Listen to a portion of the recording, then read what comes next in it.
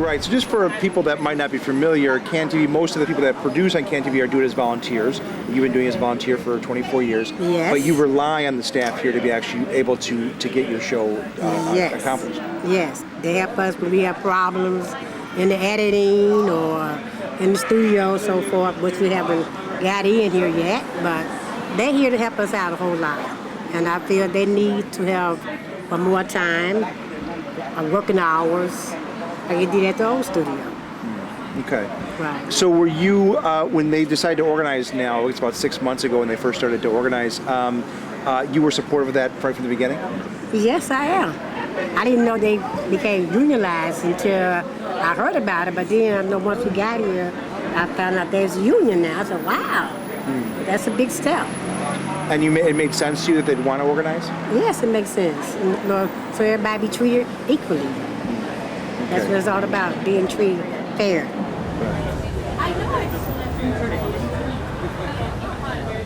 We began this effort to unionize CAN TV more than a year ago, and our allies in the community, our progressive, Arise Chicago, Jobs with Justice, they came out in support of us back in July when we held our first rally in support of CAN TV workers.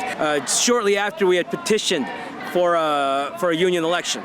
So it's been a long fight. So starting from that rally outside the old CAN TV over on Green Street, because of that rally, we saw some significant changes with management. Initially that rally was about the fact that management was pushing back on the efforts of the members to organize. And at that rally, we heard management say, "We're going to be neutral. We're not going to fight the union organizing drive." CAN TV respects, and we ask others to respect, the right of CAN TV employees to exercise their free will in this election. As an employer, we will not take any actions that interfere with the exercise of those fundamental rights. Whatever the outcome of the election, CAN TV will fully support the employees' decision. And if their decision is to unionize, we pledge to work cooperatively with NABET Local 41. And so then we had our election on August 14th. And we had our first meeting back in September where we tried to sort of, set a good tone for the progress ahead. We want to have a working relationship with management so we could, get a contract done.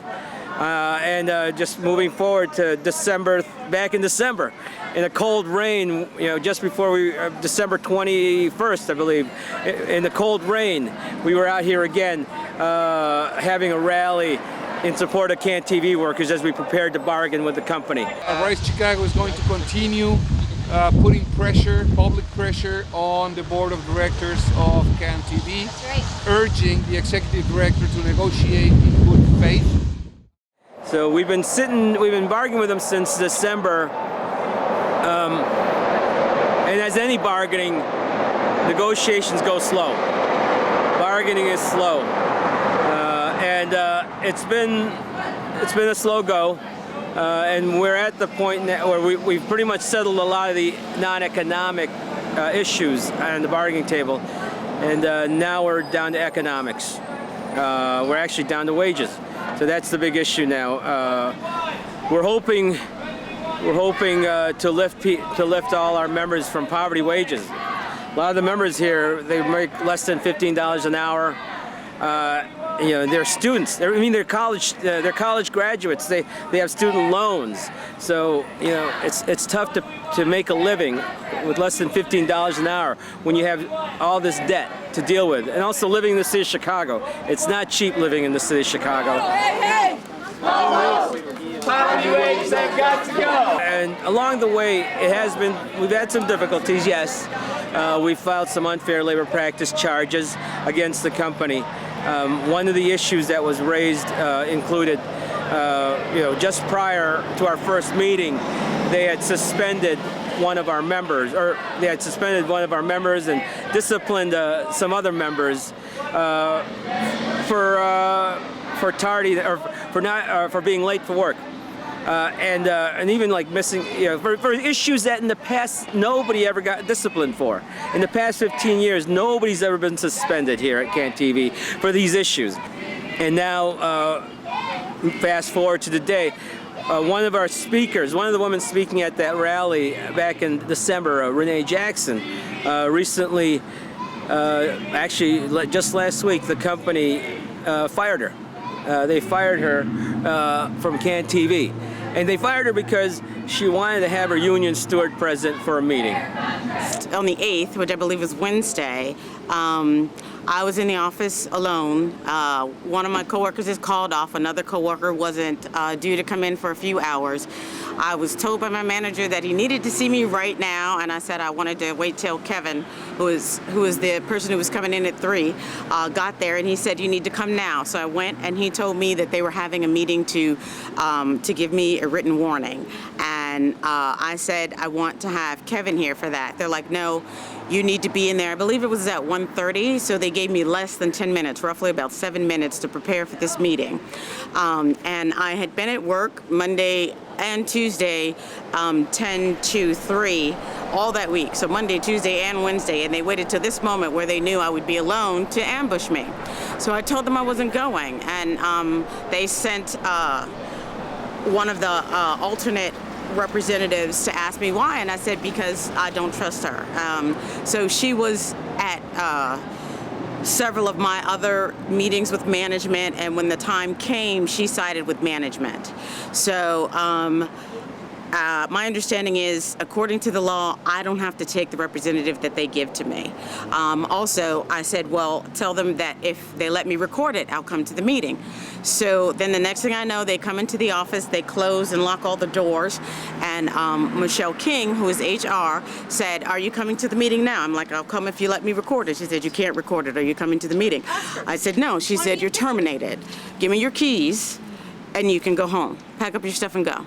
So I gave her my keys, and they gave me a really hard time about that. Again, before I was terminated, I wasn't told while I was terminated. I was never told what the write-up was about. If the termination was an escalation from the write-up, how could that be if I never had the meeting for the write-up? I was harassed. I asked for bags. They didn't even give me a box to put my stuff in. Michelle King went, I don't have to give you a bag. You don't work here anymore. You know, I had stuff behind one of the doors that she locked. I asked her to open the door. She goes, why do you need to go back there? You know, she made it really uncomfortable and unnecessary. And while I wasn't embarrassed because I knew that the firing was illegal and kind of bogus, there were people who were embarrassed for me. You know, there are some people who were there who haven't spoken to me because I'm sure they're very embarrassed for me, which I understand. She wanted to have her union steward president of the meeting. Management wanted, while she wanted to exercise her Weingarten rights, management wanted to have somebody else represent her. Which is, you know what? You may be able to do that in Weingarten, but there is a whole reasonableness issue here. The union steward was on his way into the office. And yeah, the union steward was on his way in the office, and for them to just fire her on the spot instead of waiting just a few more minutes, it's just not right.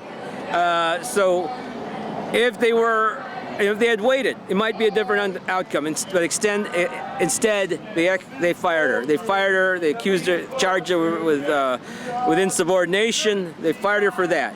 So now we're fighting to get our job back as well. I'm Jeremy Fry. I'm a production coordinator and production services at CanTV. Well, there's just no way to communicate or address grievances. Kind of management just controls everything. All decision making is top down.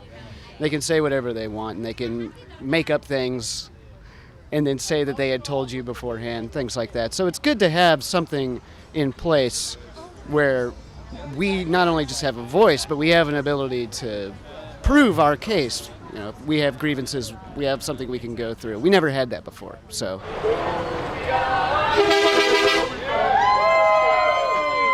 Today there's going to be a board meeting here at CanTV, and you know we've told CanTV again, we want to work with you. We want to have a good relationship with management, CAN TV, and the board. A relationship that lifts everybody up, lifts up our members, and serve the community here in Chicago, the community that uses CAN TV. So there are 19 board members on the board and 7 members on the executive committee. And what we're trying to do, or what we're going to do tonight, is introduce to them letters of support from politicians. Also, I would like to let you guys know that we do have letters of support from politicians. We have a letter here in support of our unionization efforts from Alderman Maldonado, from Commissioner Shui Garcia, from Congressman Danny Davis, from Representative LaShawn Ford, and from Representative Marcus Evans. So again, all of these letters will be delivered to the executive committee electronically. Having workers to go, as it's been the case of a couple of workers here, to get food stamps because their salary is simply not enough. I mean, it's ridiculous. It's amazing. We fight alongside with the Fight for 15, and we compare McDonald's workers with CAN TV workers, and that I think is absolutely outrageous. It shouldn't happen. I mean, CAN TV is a non-profit, of course, nobody profits from this, but that doesn't mean you can make a decent living. And 6 executives here are making more than a decent living. I mean, they are eating up 60% of all the wages that go to pay people in CAN TV. And the 19 other workers are only making the other 40% of all the money that goes to wages. That shouldn't be.